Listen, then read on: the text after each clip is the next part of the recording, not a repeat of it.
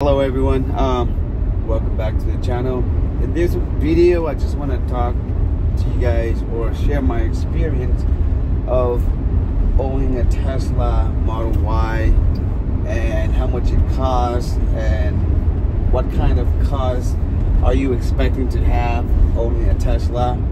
And for me, this Tesla is my first EV car, you know, and so if that's something that you're interested, stay tuned. Well, I bought the car back in December of 2022 when the price was really high, and my the monthly payment for this car is $1,000 a month, right? And I think I paid about maybe $5,000 or $6,000 down. The interest on this car when I got it with Tesla, I thought it went through with Tesla financing, but it turns out that it was with Wells Fargo. And at that time, they charged me 5.34%, I believe. But after about 3-4 months, I refinanced with the Federal Credit Union, where I got the rates down to about 3.29 or 3.3, something in that ballpark. And also, I added gap insurance as well too. But yeah, so that's how much you would pay for the Tesla Model Y. And I'm talking about the price. It's back in 2022. So now with the Tesla dropping the prices all the way down to what? You get about $42,000, and with the tax about $36,000, $35,000. But a couple months ago, you can get a really good with the inventory discount, you know. But right now, let's say for example, if you get it with the, you may be paying about, I would say anywhere from $600 to $700 if you're financing. But if you want to lease the vehicle, Tesla, they do have for the Model 3, which is about $299 a month, and then you pay about what, $3,000 down, and you're allowed 10,000 miles per year. And after the 3 years, you just turn it into Tesla, because Tesla does not allow you to buy buy out the lease at the end of the terms. And owning a Tesla, so right now the car has about 12,900 miles on it. And as far as maintenance go with the car, there's zero maintenance. I haven't done anything to the car. The only thing I did to the car was tires rotations, which is coming up soon too, and I will do one soon. And probably like the air filters. But other than that, like, there's no maintenance at all. There's no engine oil. There's no transmission. There's none of that you don't have to worry about, right? Next thing you should be worrying about is insurance. So before, I was paid about $647 for 6 months. And when I got the Tesla, and I was with a company called Wawanisa. I don't know if you guys ever heard about it. It's pretty good. You know, they're pretty strict. But after I got my Tesla, the premium went from $647 to $1,200 for 6 months. And I called them up, and they say, well, due to the value of the car, and if something happens to Tesla, most likely they're gonna total it. So therefore, they charge like a really high price.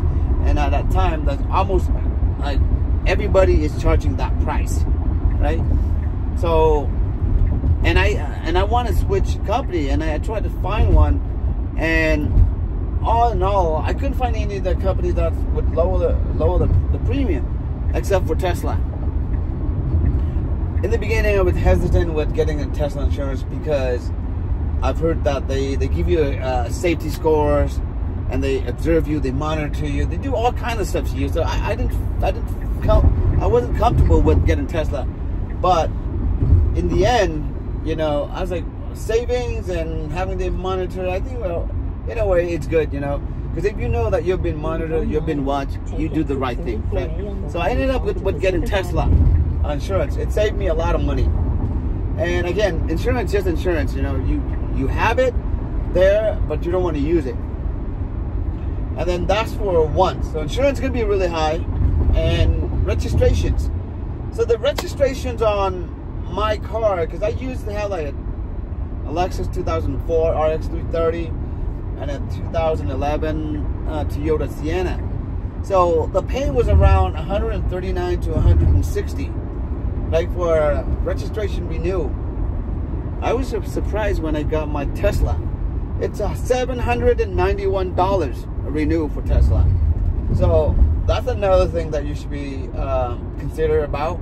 So not just the monthly payment of the car, but also the insurance and the registration. Now take exit 34. As far as I'm saving money on the gas, 500 feet, and because I spend so much money on the solar system, that I don't have to pay any money on the energy bill. So as we speak right now, I'm actually having credits from Edison as we speak because I don't use that much energy, and also I don't have zero for my Tesla Model Y. I don't pay any bills at all because I got excess energy, and I only pay the gas for my wife's car. But we're not talking about that car, right? So pretty much all I have is just only the monthly payment, and that's it that you have to worry about.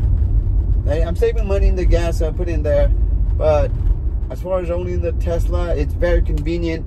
It's safe. I mean, I just come to the car, it opens, I get it. You know, for me, because I like security, so I input it. I have like a pin to drive. But like if those of you, you know, you don't want to have that level of security, you just come in and then you press down the button, the lever, and then you're going. You don't need to worry about much. As we speak right now, I'm using the trial of FSD and the Tesla is driving me back home right now. So I've used it before. And another thing that you guys might be worried about is about long trips. So should you be worried about it? And in my previous video, I did a couple of videos before I talk about I'm taking the Tesla to Vegas. And Tesla is really good where they incorporate all of the charging station. They calculate everything where you should park, where you should stop and charge. So it's really nice, and you don't have to worry about anything. And there are chargers all over the place. And Vegas, you know, they have like superchargers almost everywhere. So charging is not an issue. And I do have a level 2 at home charging too. So I usually don't charge it until it comes down to about 30% or 40%, and that's when I top it off. And to top it off, I just leave it in. I charge it about after 9 o'clock because that's where Edison is giving me like better rates for using the energy. So same thing with you guys too. So depending on where you live, you might want to double check with your energy provider to see when is the most efficient times for you to charge your vehicle. And I believe for Edison, for me, it's 9 to 4 or something. So that's what I'm doing. And then and then with the app, you can set it where you can plug it in and then it will charge. Because for right now, I set it at 9:15. So exactly at 9:15, it will charge. And let's see what else. As far as with the FSD driving is really good, and Tesla, I have no complaint about Tesla at all. Except for maybe like they say like about the panel gaps, but I think for as a new company, you see a lot of panel gaps. Pretty much not as good as Lexus, you know, but for Tesla EV new company, they're pretty good.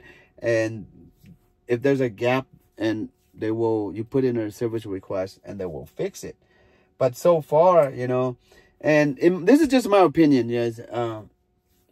You should, because I spent quite a bit of money, you know, on the PPF. To me now, looking back, I don't think it's even worth it, because even with the PPF, when you hit a bigger rock, it's still penetrating it through. So I spent like $1,500 on it, and that thing I could have spent it on something better than the protections. But yeah, but live and learn. But as far as once now I'm used to driving a Tesla. It's kind of hard for me to drive the GMC. By hard mean like the accelerations. So if you're somebody who likes instant torque, you know, you want it right there and then, you know what I mean? Or if when you enter a freeway, you need that power, right? Or if you see like a big truck, semis coming towards your way and you need that speed to get in, right? Tesla has it. And you also, and they have like the certain level where you can set it too. So if you're like, oh no, I don't want that fast, you know, I just like an easy low going. So they have a chill mode and a standard mode. And with the Model Y and Model 3, if you want a little bit faster, you can pay for acceleration boost, which is like $2,000 more. And they give you about 0.5 seconds faster. And from standard, it changed into sports. So that way, it give you a little faster powers, you know. But I think with the 0 to 60, 4.8 seconds, it's more than enough. And right now, the vehicle is actually stopped in front of my house, and it parked safely too. So as far as with Tesla, and I think it's really good car to drive. You know, I have no issue and I love it. And I think you guys, if it's your first EV, you will love it, because sometimes when you're looking into buying an EV, you want to make sure that they're going to be there for the money that you invested. Because when you buy a car, you know, especially with the amount of money, you want it to be driving it for about 5 to 8 years, right? You don't want to buy the car and then the company goes bankrupt. So just like Fisker, you know, it's really for EVs company, only Tesla would be able to profitable company. Any other companies out there, EVs, would talk about Fisker, Lucid, Rivian. They're all making the vehicle at a loss just to get people to buy the vehicles. You know, they're losing money, but they're getting better.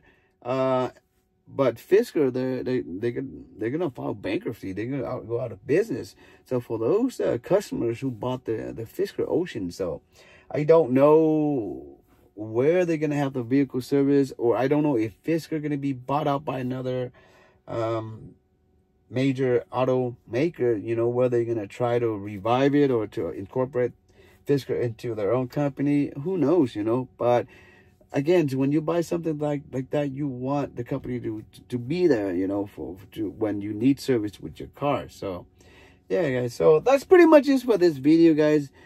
Thank you for watching through all the way to the end, like right now. So if you like the video, please give it a like. And if you love the content of the channel about Tesla EVs or savings, feel free to subscribe. Other than that, thank you, take care, till next time, be safe.